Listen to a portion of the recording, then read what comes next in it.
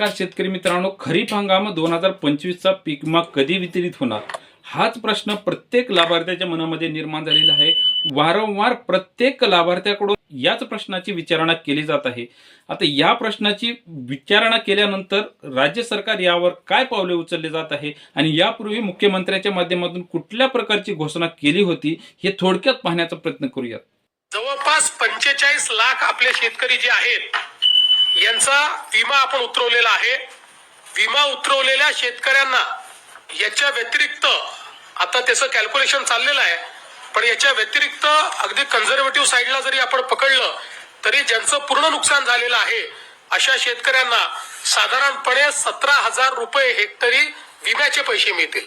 त्यामुळे आपण जर बघितलं तर ज्यांनी विमा उतरवलेला आहे अशा शेतकऱ्यांना साधारणपणे त्यातले जे कोरडवाहूचे शेतकरी आहेत त्यांनाही 35,000 पर्यंत मिळतील आणि जे बागायती आहेत त्यांना तर 50,000 प्रति हेक्टरच्या वर एकंदरीत पैसे जे आहेत ते या ठिकाणी प्राप्त होणार आहेत। तर मुख्यमंत्र्यांच्या माध्यमातून यापूर्वीही हेक्टरी 17,000 रुपयांची पीक विमा शेतकऱ्यांना मिळणार अशा प्रकारची घोषणा केली होती आणि त्याचबरोबर खरीप हंगाम 2025 मध्ये शेतकऱ्यांना अनेक नैसर्गिक संकटांना सामोरं जावं लागले।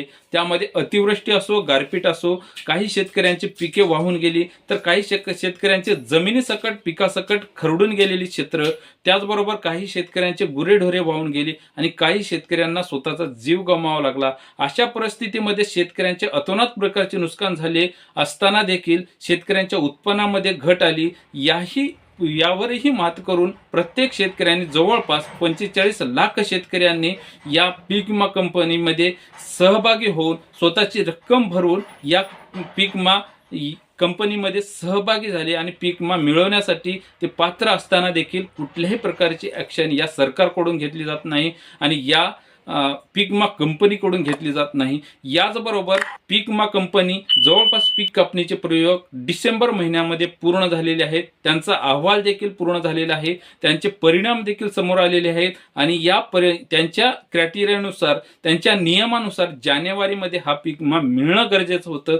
अद्याप देखील 1.5 महिन्याचा कालावधी परिपूर्ण लोटलेला आहे तरी देखील शेतकऱ्यांच्या खात्यावरती हा पीक विमा मिळालेला नाही आणि सरकारला विचारायला गेले तर त्यामध्ये 31,000 ते 32,000 कोटी रुपयांचं फुगवटा अशा पद्धतीचे जाहीर केलंय आणि त्यामध्ये अशा प्रकारची रक्कम त्यांच्या माध्यमातून सांगितली जात आहे। वारंवार तीच रक्कम सांगितली जात आहे आणि याच माध्यमातून हे सरकार खरंच शेतकऱ्यांना हेक्टरी 17,000 रुपयांची रक्कम पीक विम्यासाठी दिली जाणार आहे का हा प्रश्न प्रत्येक शेतकऱ्याकडे निर्माण झालेला आहे।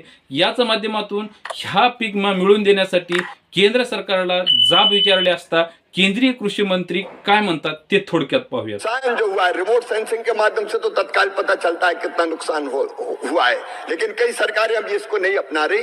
1 महीने के अंदर उनको क्षति के आकलन करके जानकारी देनी पड़ेगी कि नुकसान कितना हुआ है और उसके बाद सारी औपचारिकताएं पूरी होने के बाद ये जरूरी है कि बीमा कंपनी 21 दिन के अंदर क्लेम सेटल कर दे। 21 दिन के अंदर, और 21 दिन के अंदर अगर बीमा कंपनी क्लेम सेटल नहीं करेगी तो 12% की दर से उन पे ब्याज लगेगा जो किसान के खाते में सीधा डालने का काम किया जाएगा। हमने ये भी तय किया है कि राज्य सरकार कई बार अपना हिस्सा नहीं डालती, केंद्र अपना पैसा दे देती। मैं किसी एक राज्य सरकार की बात नहीं कर रहा, कई बार डिले होता है। अगर ऐसा डिले हुआ तो 12% ब्याज राज्य सरकार के ऊपर भी लगाया जाएगा जो सीधे किसान के खाते में डाला जाएगा। केंद्रीय कृषी मंत्र्यांच्या माध्यमातून प्रत्येक राज्याच्या माध्यमातून या कंपनीकडे स्वतःची रक्कम देण्यासाठी विलंब झाला किंवा पीक विमा कंपनीकडून हा पीक विमा वितरण करण्यासाठी विलंब झाला तर त्यांना 12% व्याजदर द्यावे लागणार आहे। खरंच हे प्रत्यक्षात घडलं जाईल का? ते पीक विमा कंपनी असो किंवा राज्य सरकार असो किंवा केंद्र सरकार असो यामध्ये 12% व्याजदर शेतकऱ्यांच्या खात्यावरती टाकेल का हा प्रश्न प्रत्येक शेतकऱ्यांकडे निर्माण झालेला आहे। याच माध्यमातून यापूर्वीही 2020 पासून काही जिल्ह्यांचे अजूनही पीक विमा प्रलंबित आहे, तो येणं बाकी आहे। जवळपास 6 ते 7 वर्षांचा कालावधी हा अद्याप देखील उलटून गेला आहे तरी देखील त्या शेतकऱ्यांना 2020, 2022 आणि 2023चा पीक विमा काही जिल्ह्यातील शेतकऱ्यांना मिळालेला नाही.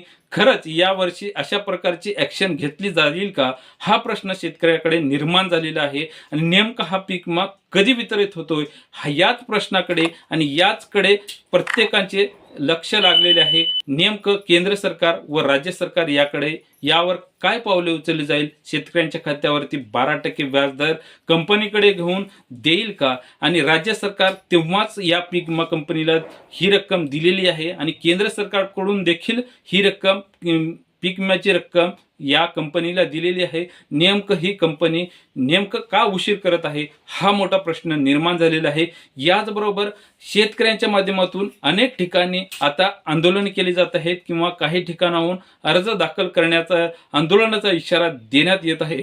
प्रत्येक शेतकऱ्यांनी अशा प्रकारची जर ॲक्शन घेतली आणि वारंवार सरकारला जर विचारणा केली, प्रत्येक शेतकऱ्यांच्या माध्यमातून 10 असो किंवा 15चा ग्रुप असो किंवा 30चा ग्रुप असो, अशा प्रत्येक ठिकाणाहून प्रत्येक ग्रुपमध्ये जर त्यावरती अर्ज दाखल केले आणि प्रत्येक शासनाला आणि दखल घेतली जात आहे, त्या ठिकाणी जर प्रत्येकाने अशा पद्धतीचे जर आंदोलनाचा इशारा आणि अशा पद्धतीची जर विचारणा केली, तरच शेतकऱ्यांना 2025चा खरीप पीक विमा लवकरात लवकर मिळू शकेल. आणि त्याचबरोबर सर्वात महत्त्वाचं सांगायचं म्हणजे या मागील वर्षामध्ये जवळपास 5 ट्रिगर असताना देखील तुटपुंजी मदत आली होती. आता यावर्षी ही फक्त 1 ट्रिगर लागू असताना शेतकऱ्यांना फक्त आशा लागली आहे ती पीक विम्याची. मात्र ही पीक विम्याची रक्कम, येणारी रक्कम ही फार तुटपुंजी असणार आहे. ह्यामुळे सर्वांनी लक्षात घ्यावे की ही पीक विम्याची रक्कम अतिशय कमी आणि अतिशय तुटपुंजी दिली जाणार आहे. ह्या सरकारकडे इतकं शेतकऱ्यांच्या आर्थिक नुकसान झालेले आहे म्हणून 17,000 रुपये हेक्टरी हे सरकार देऊ शकणार नाही. हा मोठा महत्त्वाचा प्रश्न आहे. कारण ट्रिगर लागू करण्यात येणार होते ते कमी करून जवळपास एकच ट्रिगर ठेवण्यात आलेले आहे. त्यामध्ये इतकी रक्कम देणं शक्यच नाही. त्यामुळे या पीक विम्याची रक्कम अतिशय तुटपुंजी असणार आहे.